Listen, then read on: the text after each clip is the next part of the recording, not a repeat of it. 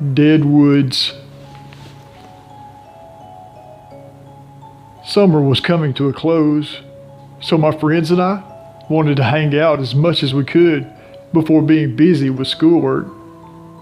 Myself, along with 5 others, decided to go to my friend Tyler's house to spend the night and play Slender, a game about the infamous Slender Man.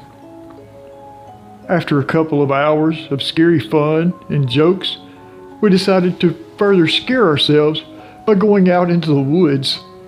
Tyler lived near our school, and behind it was a path that the cross-country team practiced on. It had no lights on the path, and no house was nearby. We traveled there by the railroad tracks, since that was the quickest way. Then, we'd cut through an opening in the woods. As you can imagine, there are many rumors shrouding the woods, as there are with most.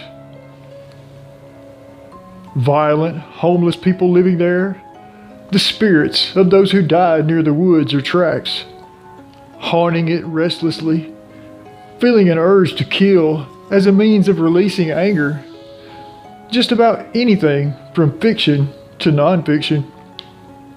Despite this, we thought it'd be fun for the sake of being scared, and figured with 6 people total, we'd be more than able to defend ourselves. We only had 2 flashlights, so it was pretty hard to see, but we managed down the tracks slowly. We had heard noises in the tree line on either side, sounds of sticks being snapped, or objects, probably rocks, being tossed or thrown. We stopped and huddled together, shined our flashlights into the tree line, but we could see nothing, could hear nothing, except for 1 or 2 people discussing what they think made the sounds. We kept on, and finally found the opening. Reluctantly, we went into the woods, huddled together so we could keep a close eye on each other and stay close to the flashlights. We had seen markings on the trees in what looked to be red paint. While most of us knew that some trees were marked for cross-country practice, these markings shared no resemblance to the ones along the path. The wording was improper, usually illegible. Some were even drawings of what looked to be people. We didn't question it for too long. It was obvious the only thing on everyone's mind was if whatever they had heard before would eventually find them, and what would it be? We saw lights in the distance from the school, but decided to turn away from them, lost in thought and discussion. Our fear had lightened, and we were having fun now, just talking and joking. Unfortunately, that liveliness died pretty quick when we heard something run alongside us through the trees. We were all in a dead silence, looking around, listening for the sounds again, but we heard nothing. We joked some more to lighten the mood, and eventually came back around to the school. We had made it through the woods. Well, almost. 2 of our friends told us to wait back while they went ahead, no doubt to try to scare us. We didn't listen and left the woods shortly after they did, but we didn't see them in the large field. We all knew they were trying to scare us, but just for shits and giggles, I decided to go back to where we left the woods and saw someone moving behind a hill. I just saw their head, but when I tried to get closer, they ran back into the woods. Finally, my phone vibrated, and I saw that one of them was calling me, so I answered it, and in a panic, my friend told me to go into the woods again, then hung up.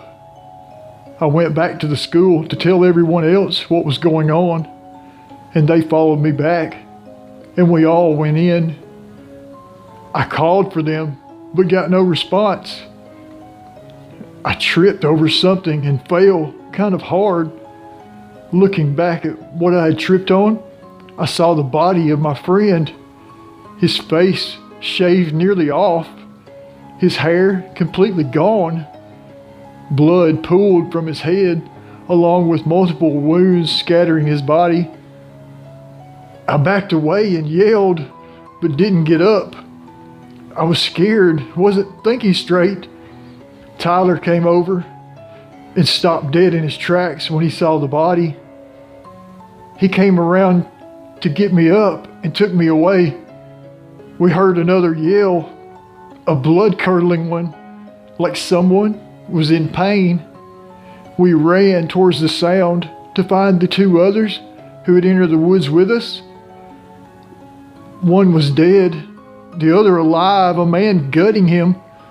Another, a woman wearing a long tattered dress soaked with blood, was taking out his eyes. His screams were too much. I didn't try to help. I didn't even grab Tyler. I just ran fast back towards the school. Hanging in my path was the other who had gone ahead of us. A rope was tied around his neck. His legs were missing, and where his eyes should have been were bundles of leaves. I had to keep going. I had to run, so I did. I ran toward the school, hoping I wouldn't be chased. But all I heard were voices all around me. Voices yelling, voices laughing, and some just talking. I tried to ignore them, but only because I recognized them. They were the voices of my friends.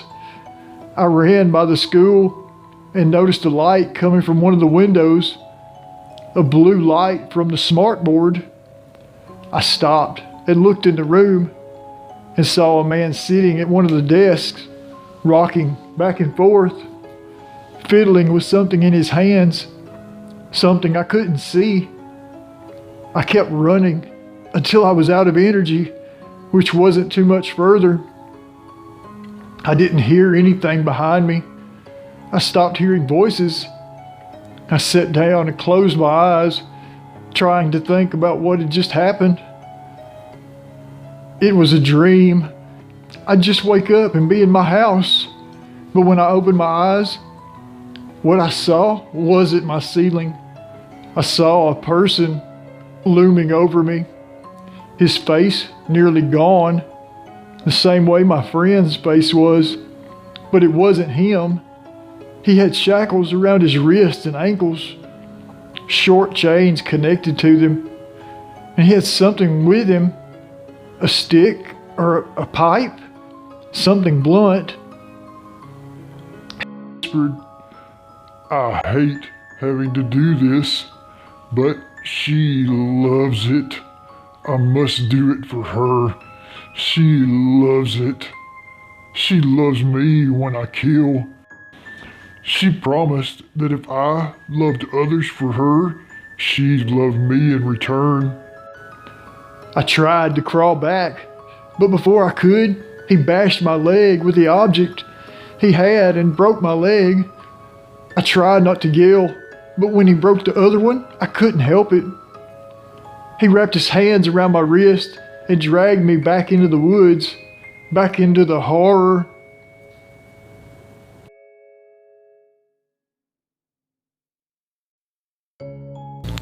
Hope you guys enjoyed it.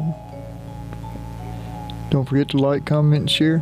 And click that sub button if you want to join this Freaky Fear family.